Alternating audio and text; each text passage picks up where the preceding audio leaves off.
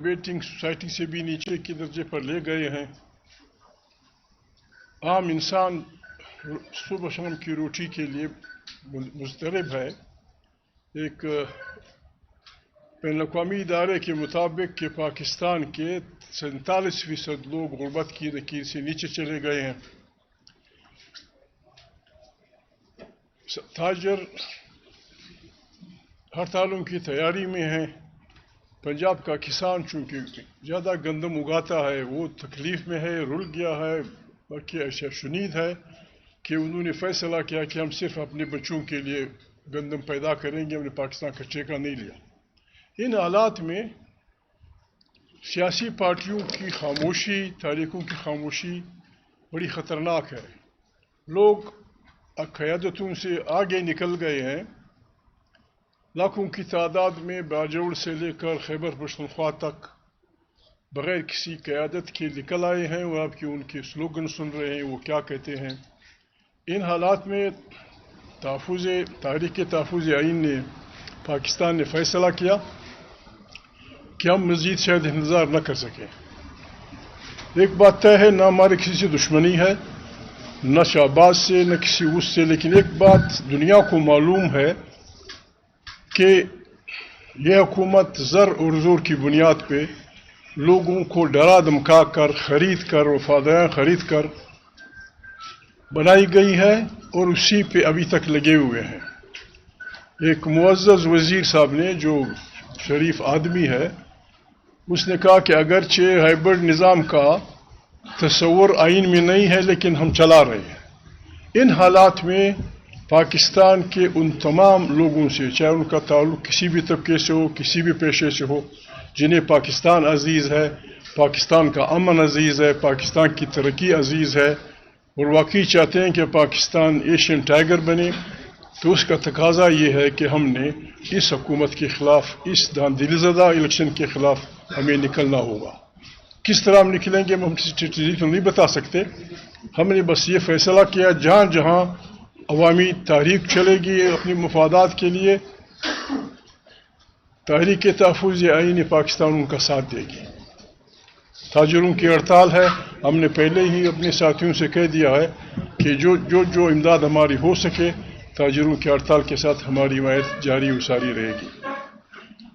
بین الاقوامی طور پہ پاکستان کی جو حالت ہے اور جس انداز میں ہم محتاط رویہ رکھے ہوئے بن اسرائیلی وزیر اعظم کے خلاف، ہم نفرت پرست نہیں ہے، ہم ان اسرائیلیوں سے یا خدا نخواستہ امریکیوں سے کوئی نفرت نہیں ہے، ہم نفرت پرست لوگ نہیں ہیں، لیکن یعنی خود نتنیاہو جانتے ہیں کہ دوسری جنگ عظیم کے بعد ہٹلر کے زمانے میں یہودیوں کے ساتھ جو کچھ ہوا، نیورنبرگ کی عدالت میں فیصلہ ہوا کہ ان کو نہیں چھوڑا جائے گا، انہوں نے نسل کشی کی ہے، یہودیوں کو مارا پیٹا ہے.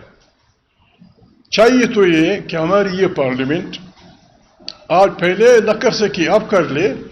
ہماری یہ پارلیمنٹ ریزولوشن پاس کرتی کہ نتنیاہو کو جنگی مجرم ڈکلیئر کیا جائے، اسے قاتل ڈکلیئر کیا جائے، اسے نومبر کی طرز کی عدالت کے ذریعے دنیا کی عدالت میں وہ رسوا کیا جائے، اس کی وہ کی جائے.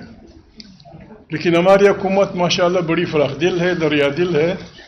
وہ ہمارے مائٹی امریکنز، امریکہ کا صدر بہادر طاقتور لوگ ہیں.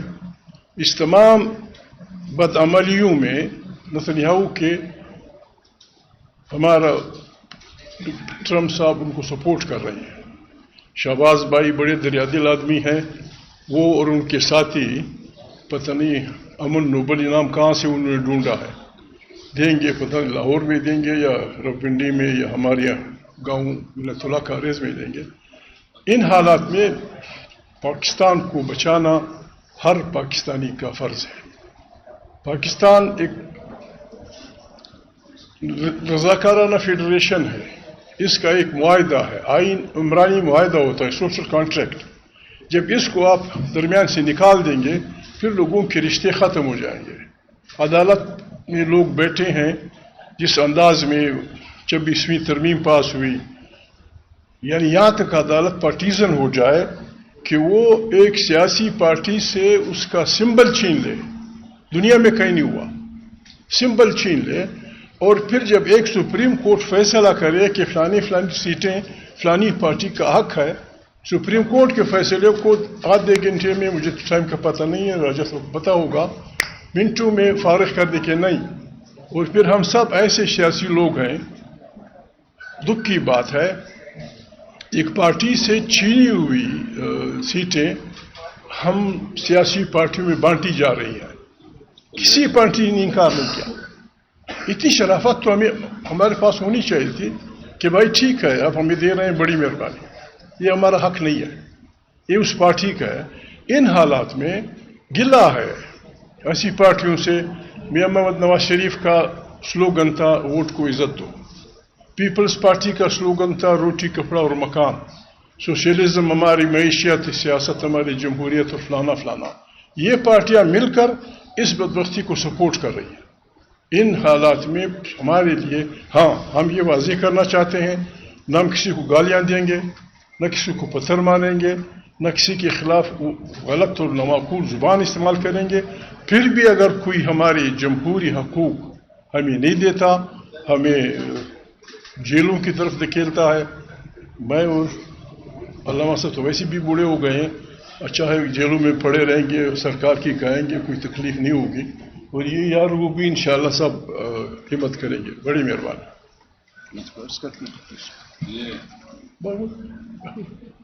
جی تھوڑی سی جلدی تھی، میں بات کر جی بسم اللہ الرحمن الرحیم. میں پاکستان